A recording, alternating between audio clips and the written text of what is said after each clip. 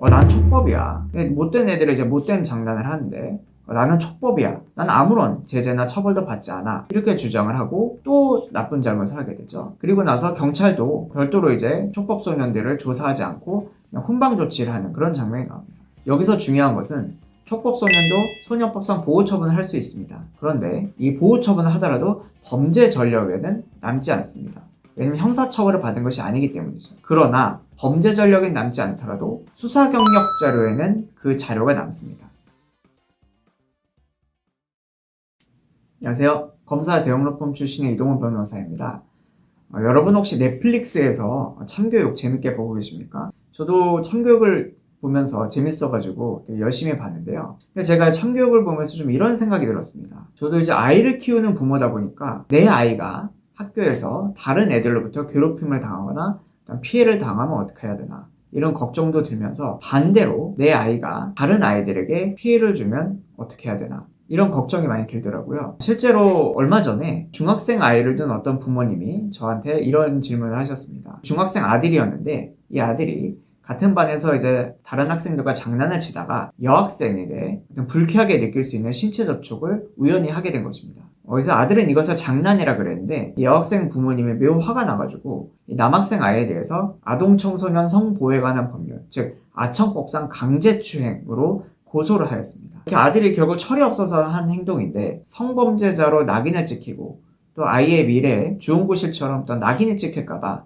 이 부모님은 매우 불안하고 마음이 되게 힘든 그런 상황이었습니다. 여러분, 이 아이들 사이에 있었던 일에 대해서 고소가 이루어지고 학교폭력위원회 또 심의 절차도 이루어지고 민사 손해배상 청구 이런 여러 가지 복잡한 법적 상황이 많이 이루어지고 있습니다.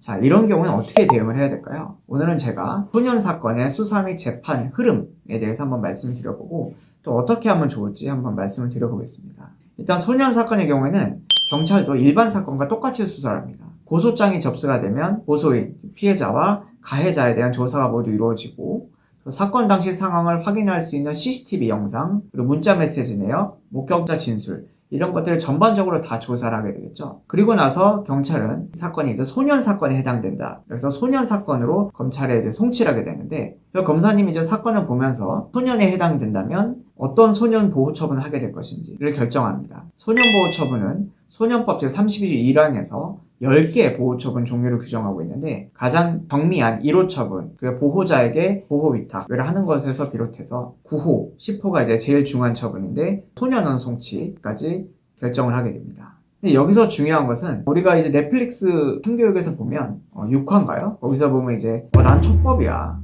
못된 애들이 이제 못된 장난을 하는데 나는 촉법이야. 난 아무런 제재나 처벌도 받지 않아. 이렇게 주장을 하고 또 나쁜 잘못을 하게 되죠. 그리고 나서 경찰도 별도로 이제 촉법 소년들을 조사하지 않고 그냥 훈방 조치를 하는 그런 장면이 나옵니다. 여기서 중요한 것은 촉법 소년도 소년법상 보호 처분을 할 수 있습니다. 그런데 이 보호 처분을 하더라도 범죄 전력에는 남지 않습니다. 왜냐면 형사처벌을 받은 것이 아니기 때문이죠. 그러나 범죄 전력이 남지 않더라도 수사 경력 자료에는 그 자료가 남습니다. 즉 소년범으로서 어떤 보호 처분을 받았는지 그리고 그 범죄 내용이 어떤 것인지 이런 것들이 다 기록이 된단 말이죠. 제가 이제 기록을 검토를 하다 보면 소년 사건에서 범죄 전력 조회 해보서가 있는데 거기에 범죄 전력도 기재가 되지만 수사 경력 자료, 즉 수사를 받은 경력도 역시 기재가 됩니다. 거기에 이제 어떤 보호 처분을 받았는지 그리고 이 애가 어떤 잘못을 했는지 이런 것에 대해서 다 기재가 돼 있는 것이죠. 그러면 이런 수사 경력 자료에 남으면 어떤 효과가 있을까요? 만약에 이 학생이 이제 더 이상 잘못을 안 하면 아무 문제가 없겠지만 재범을 한다면 어떻게 될까요? 이런 수사 경력 자료들이 다 기록이 남기 때문에 점점 더 가중이 될 수가 있고 소년 상태에서는 보호 처분을 점점 더 가중시킬 수밖에 없습니다. 그리고 만약에 성인이 된다면 설령 가벼운 잘못을 했더라도 기소유예나 가벼운 형으로 선처를 받기가 어려울 수 있습니다. 즉 소년에 해당한다는 이유로 청소년인 상태에서는 선처를 받았지만 그 이후에 행동이 반복되면 더 이상의 선처는 없어지게 되는 것이죠. 그리고 여러분 잘 아시다시피 또 학교폭력위원회 또 심의 절차를 거치게 되고 거기서 전학 등 어떤 제재 조치가 또 이루어질 수 있습니다. 그리고 민사상 손해배상 청구도 별도로 이루어질 수 있습니다. 우리 민법 제755조에서는 감독 의무자가 감독을 해태했을 때는 손해배상 책임을 지도록 하는 그런 규정이 있는데, 만약에 내 아이가 잘못을 하게 되면 그에 따른 민사 손해배상 청구도 역시 학부모에게 지을 수가 있는 것이죠. 이렇게 여러 가지 제재 조치가 있고, 단순히 촉법소년이라고 해서 형사처벌을 받지 않고 아무런 제재 조치를 받지 않는 그런 것은 아니라는 걸 말씀드립니다. 자, 그러면 소년 사건이 문제가 됐을 때 과연 어떻게 대응을 해야 될까요? 제가 앞에서 상담 사례로 든 건 성범죄 사건인데, 성범죄 사건도 처벌이 점점 강화되는 추세에 있고, 그뿐만 아니라 소년범에 대해서도 처벌을 받지 않기 때문에 점점 더 어떻게든 보호 처분을 가중시키고, 또 손해배상 액수도 늘리고, 학교폭력위원회에서도 강한 제재 조치라고 점점 처벌이 강화되는 그런 추세에 있습니다. 그리고 무엇보다 피해자의 학부모가 강력한 처벌을 원할 경우에 수사기관과 법원도 이 가해 학생에 대해서 선처를 해주고 싶어도 선처를 해줄 수가 없고, 학폭위에서도 중한 처분이 내려질 수밖에 없겠죠. 이런 경우에는 먼저 어떻게 대응을 해야 될 필요가 있냐면, 수사 단계에서는 일단 내 아이가 잘못을 한 것이 분명히 맞다면 내 잘못을 충분히 인정을 하고 피해 학생 학부모와 합의를 하는 것이 무엇보다 중요하다, 저는 그렇게 생각합니다.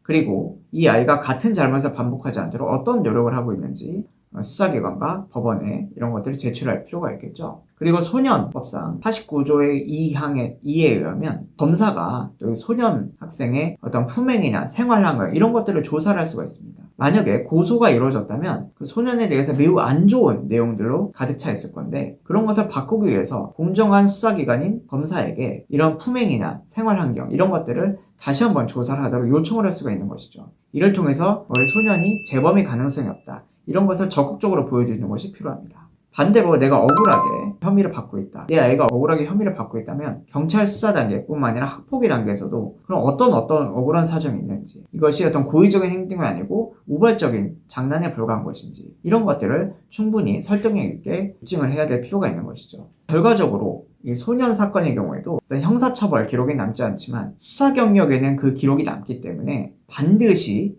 첫 사건이라면 경미한 처분을 받을 수 있는 게 매우 중요하고, 또 피해 학생과 원만하게 합의를 하는 것도 매우 중요합니다. 그리고 재범 방지를 위해서 보호자랑 학생 모두 꾸준한 노력을 하고 있다, 이런 것도 보여주는 것이 매우 중요하다, 이렇게 보여집니다. 결국 이 아이들이 철없는 행동을 할 수 있지만 이것이 평생 낙인으로 남지 않도록 부모님이 빠른 대응을 해야 되고, 또 진지한 노력이 매우 중요하다. 이를 위해서 변호인의 적절한 조언을 받으시고 처음 단계부터 대응을 하시는 것이 매우 중요하다, 저는 그렇게 보고 있습니다. 자, 여러분 영상이 도움이 되셨다면 좋아요 부탁드리고, 궁금한 사항이 있으면 질문 남겨주시면 제가 또 답변 드리도록 하겠습니다. 긴 시간 시청해 주셔서 감사합니다.